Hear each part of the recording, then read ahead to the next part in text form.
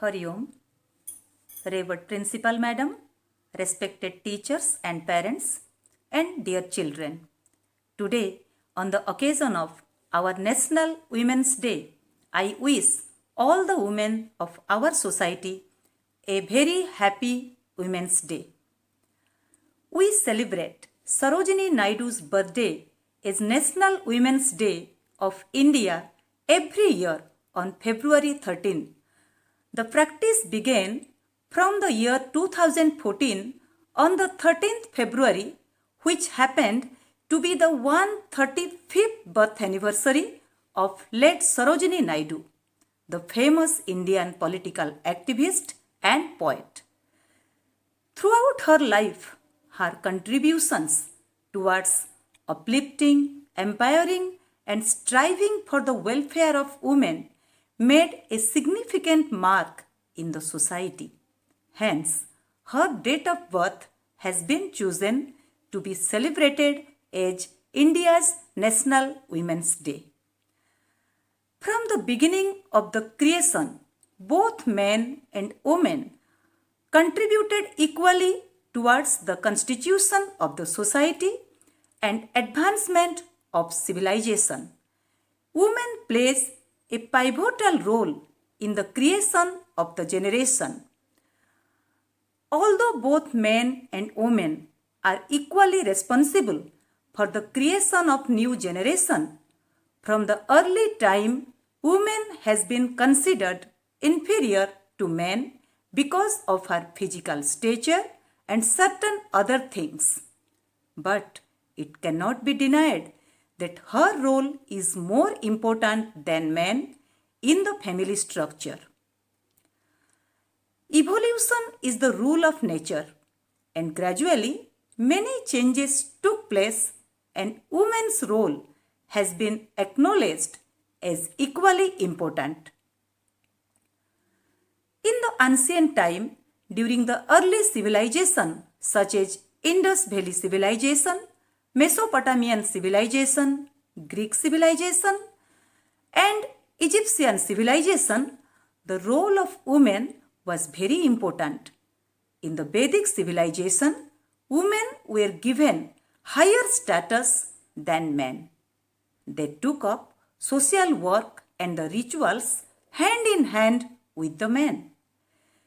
In the Middle Ages, the status of women deteriorated to a considerable stage and women were undermined. Their activities were restricted to the household only. This condition continued for a long time. After the spread of education and changes in the society and mentality of people, women gradually regained their status, and nowadays we find that women are marching ahead with men with equal status. Bright examples are there in front of us. The only lady Prime Minister of India, Mrs. Indira Gandhi, and the only lady President, Mrs. Pratibha Patil, have achieved the highest position in politics and set examples. The women scientists of Indian Space Research Organization like Vanitha Muthaya and Ritu Karidhal have successfully launched Chandrayaan-2 and made India feel proud. If we peep into our history, we can see that Rani Lakshmibai, mathematician Sakuntala Devi, Mother Teresa, Tulasi Munda, social worker of Odisha, the former Chief Minister of Odisha, Mrs. Nandini Satpathy, and many other women have given their contribution to the society in different fields. Men and women are equal component parts of the society, and they both play important role towards the advancement of civilization. So, the middle-aged mentality of giving less importance to women should be totally avoided. Government has framed rules against the destruction of female fetus. Both men and women are equally educated and developed. So, there should be no feeling that women are inferior to men. In spite of a lot of efforts, women literacy in India is not equal with men. Particularly in rural areas, it is very less. Now, time has come.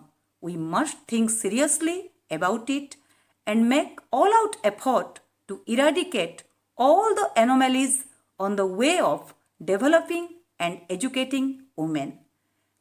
This should be seriously contemplated and debated so that there should be no lacuna in bringing out the best in the women.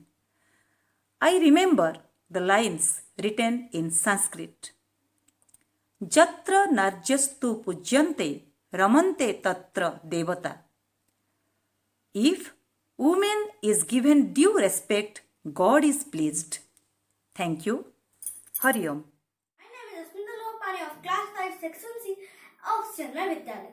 Today I am very glad to get an opportunity to say something on this occasion of National Women's Day on a great women political leader and also the first woman president of India's National Congress, Sarojini Naidu.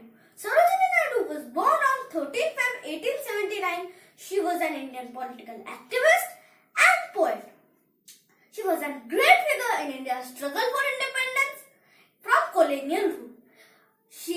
Naidu's poetry earned her a sobriquet in Nightingale of India or Bharat Ko Killa by Mahatma Gandhi because of her lyrical quality and imagery of her poetry. Born in a Bengali family in Hyderabad, Naidu was educated in Madras, London and Cambridge. In some experience in the suffragist campaign in England, Naidu was drawn to Indian Congress movement and Mahatma Gandhi's non-cooperation movement.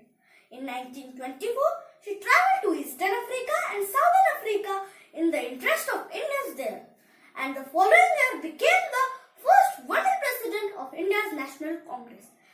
Preceded 8 years earlier by English feminist Annie Besant. Naidu's poetry included both children poems and others on serious themes, included patriotism, romance and tragedy. In 1912 published. In 1912 in the bazaars of Hyderabad remains one of her most popular poems. She was married to Govinda Jullu Naidu and had 5 children with him. Naidu, in 1947, she became the governor of Uttar Pradesh, a post she retained until her death.